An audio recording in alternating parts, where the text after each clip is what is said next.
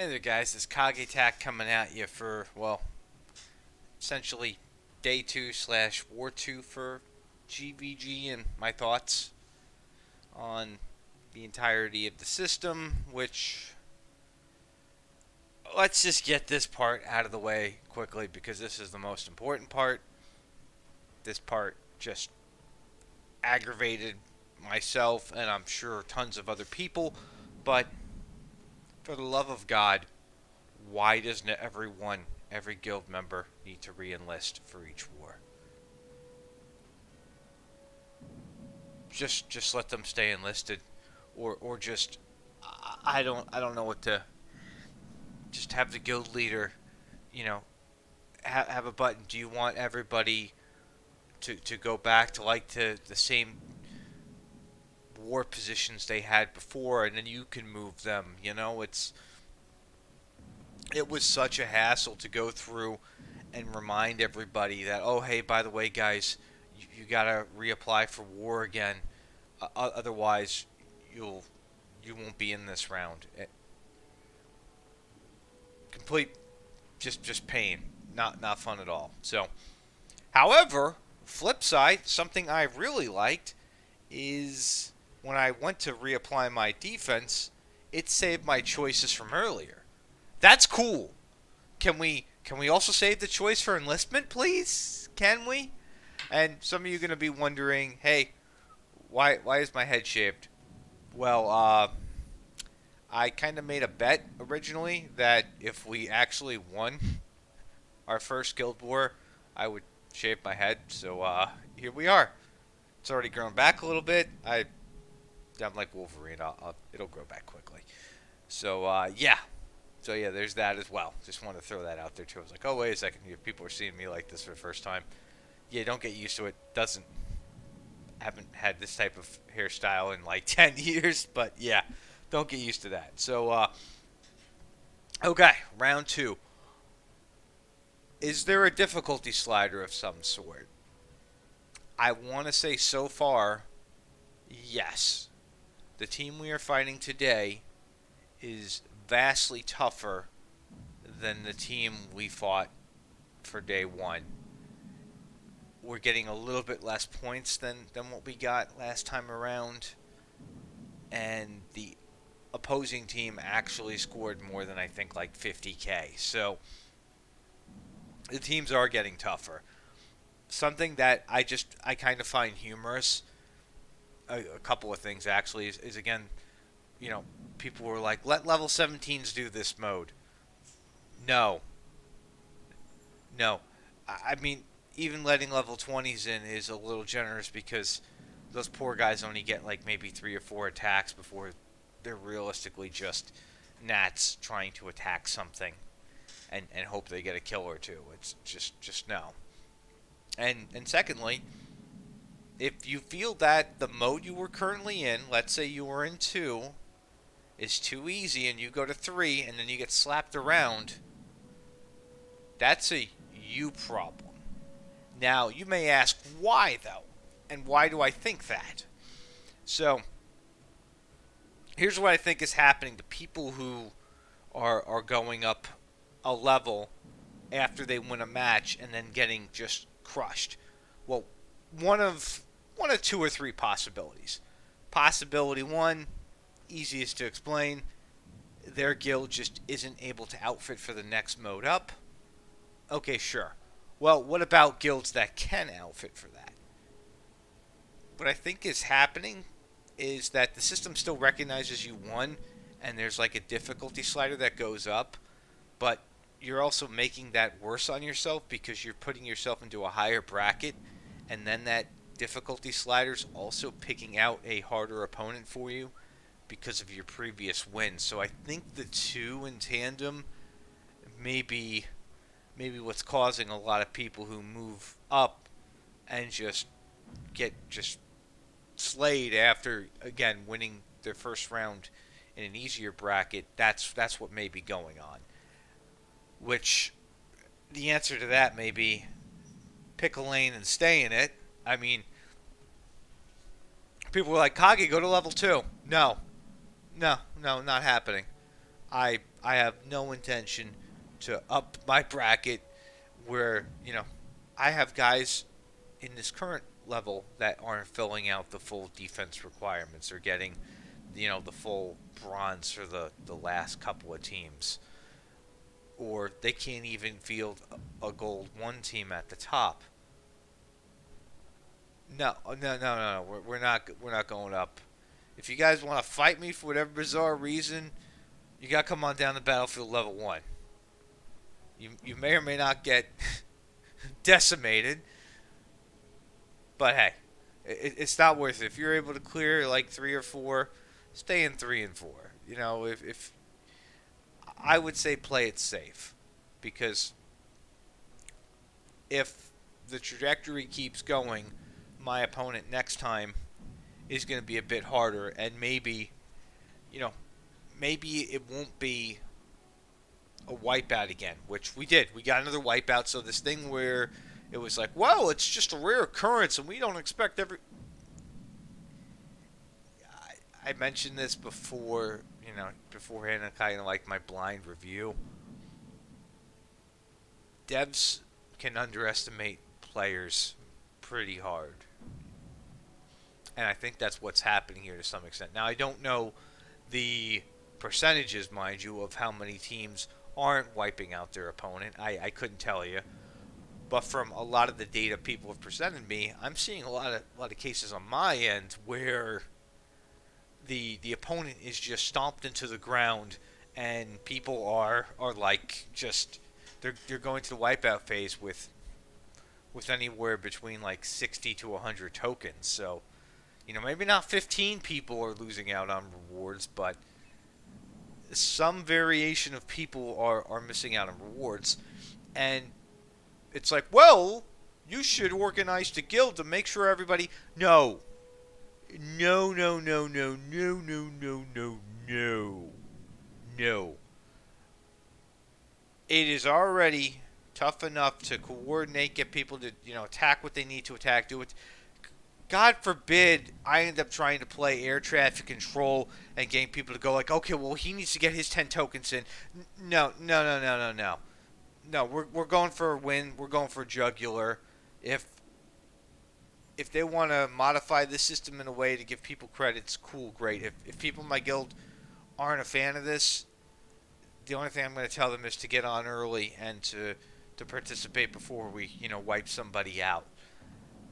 I cannot stall wars, even though they give us plenty of time. I'm not going to stall it for 6, 7, 12 hours trying to make sure that everybody gets some semblance of credits.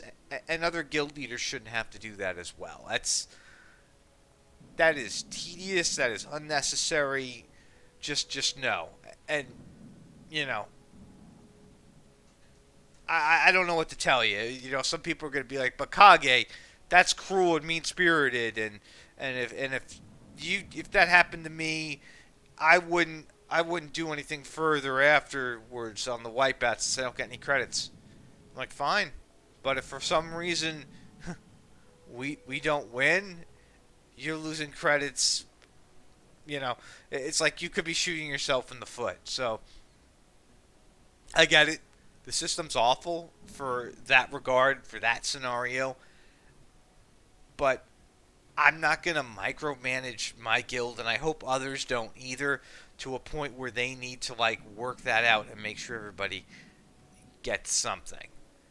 Now, we do have a couple of people in the guild who are on the lower end that I do make sure get credits because they are, they're lower levels. But for the most part, everybody else, I just say, go attack this target, do what you got to do. And if, people didn't use some of their tokens, or they didn't use any of their tokens when we got the wipeout status, after 10 hours, I don't know what to tell you. Sorry. And I'm going to say that for other people in other guilds too. You should have jumped on. You should have got to it quicker. I don't know what to tell you. If you're in a guild, though, where they're clearing at 2 hours, though, and they're getting the wipeout, or 4 hours, that sucks. That's rough. That's, okay. those people I feel bad for because, like, 4 hours after the war starts and they're already like, well, we're all done. Yeah, that's unfortunate. But overall, so far, I'm liking things. I really think this may follow the trajectory that I said originally, where maybe we'll get like one or two tough battles out of this, and those will be towards the end of the war season, which is fine. I mean, I am okay again with steamrolling like 5 battles and getting one really close one, or steamrolling like 4 and getting 2 close ones. But I'm not the type of guy who's going to be like, man, I hope we get a nail biter every single fight. No. Nope. No. No, thank you. I'll take my easy credits. I'll take my easy wins. Where we're not here to be the best of the best. We came into this game super late, and again, did not expect us to win in any capacity at all. Thought we were going to get completely decimated. So kudos to the matchmaking system. Kudos to how this is set up, and kudos to the structure.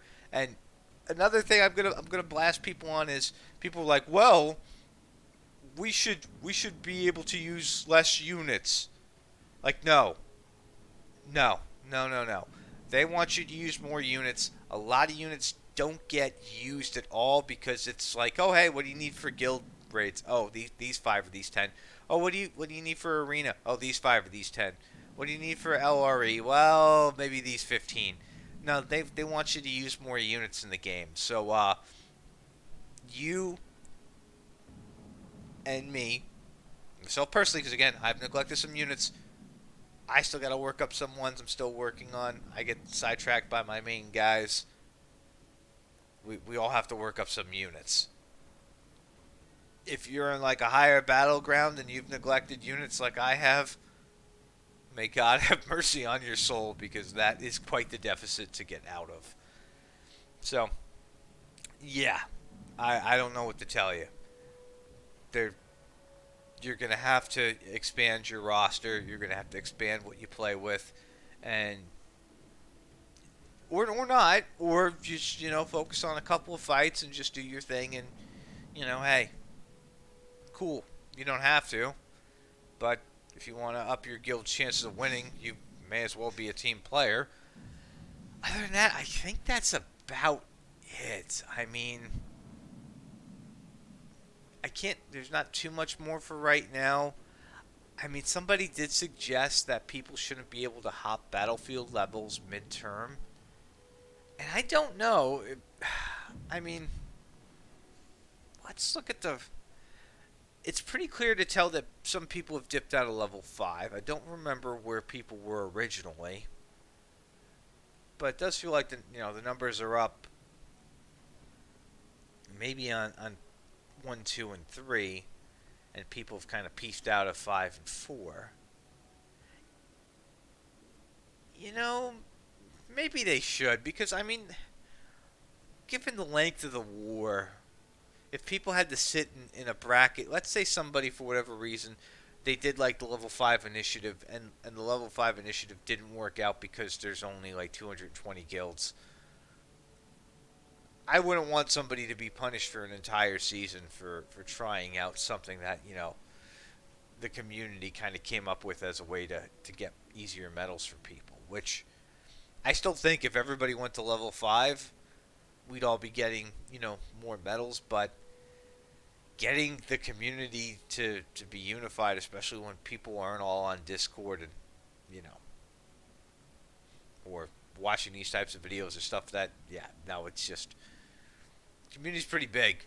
So I mean, if there was ever a joint push to do it, cool. Like if I saw 1,000 teams in level 5, heck, I'd go level 5 despite the deficit, because that's a pretty good odd to get some better rewards. But I think the moral of right now is, just to sum it up, enlistment per round should be seamless. It shouldn't be a re-up and doing all this stuff in case somebody misses it, or a guild doesn't understand that they have to re-up, so that needs to be taken care of. People need to be mindful of kind of switching in term, especially if they're winning matches. I mean, I guess if you're losing, maybe it'd work the same way because you go down a tier. If you lost on an upper one, maybe you get a really easy opponent from switching tiers. I don't know. Hmm. We'll have to see. Again, this is only War 2. We'll be on War 3 pretty soon as well, but I don't know. I think overall, so far, not a bad mode. At some point, I think we are going to run into a pretty tough team, and things are going to get dicey, and we'll see how things go. But yeah, I don't envy the higher brackets from some of the gameplay I've seen. You know how the buffs work, which that's another thing. I think if we had these buffs diminished or we didn't have them at all, this would just be another arena mode, and that's kind of pointless. So for people wanting the med buff and stuff to go away, I don't think that's the answer. At least on the lower battlefields. Maybe on the higher ones, like level 5 and 4, maybe they need to tweak them somehow to make things a bit more manageable. Because I mean, some of the units I've seen, I don't know what the damage output is, but having Necrons with like 13k health, I yeah. So that may be something to consider. But anyway, let me know what your guys' thoughts are on this whole thing. You know, how are you guys doing? If anybody else wants to share any battle data, either in the comments down below or reach out to me on Discord. I'm taking a look at some other data as well. For the current guild I'm fighting, I didn't even look to pick apart their actual power itself. But I did notice that they had more than one level 50 this time. So they had, I think, there's one level 50, it's a 42, another level 50. And then they had a bunch of level 20. So their power spread, it may be similar to ours again, given the fact they've got a couple of high levels, really high levels, which just, I can't stress this enough. It's that's something the Guildy Mike said. He put it in a way of heroes and peasants working together. Although I see it more as like heroes and commoners. You know, not exactly peasants because they're new to the realm, but where it's is it good for guild raids? They'll get to latch on. And they'll help out. Cool. Is that type of synergy good for this mode? No. I think guilds where people all kind of started around the same time together or around the same level, I think there's a lot more synergy there, and they may do a lot better. I mean, case in point, there's nothing really special about us. I mean, some of us throw some money into this game, but we are fighting against some people who've probably played this game since day one, and they are losing. Which, that is something to be said for it. It's very interesting. I like this mode for that. Not gonna lie, I do laugh a little bit to myself knowing that we are just literally tap dancing on some of these guilds that have been around for a while, but they're not as focused on having everybody level up where they have to cycle through a lot of people and so forth. So it definitely hurts them. Even the other day, some guy on Discord I was like joking with him, and about joining the guild, and he was like, "Oh, I'm like level 53 or something." He said, "I'm like, that's too high. No thanks." No thanks. Literally turning down a guy who's level 50 something because I think that would screw over our matchmaking, which I still don't think there's a good way to solve that. I think this is probably the best system for it. I just don't know. Yeah, I just don't know what they would do. But anyway, I think that's everything I had on my mind. As you guys know, I don't really prepare anything. I just always come in here with, you know, what I'm thinking or something I've dealt with throughout the day, and I try and bring it onto the video and talk to you guys here. I don't really plan anything out for the most part when I do these types of things, because I don't know, just feel it's a bit more personal when I'm just sharing what I see, as opposed to having like a teleprompter and just like going like, oh, so, yeah, no. Oh, last thing. We are slowly getting close to the 1K sub goal. We are, I think, like 120, 125, something around there away. You know, we'll just keep plugging away at it. When we do get to 1K, I'm going to make sure we do get a code. I am leaning towards a Rex Slip and some Blackstones, maybe even trying to weasel out some character shards. We'll see. There's one character I particularly have kind of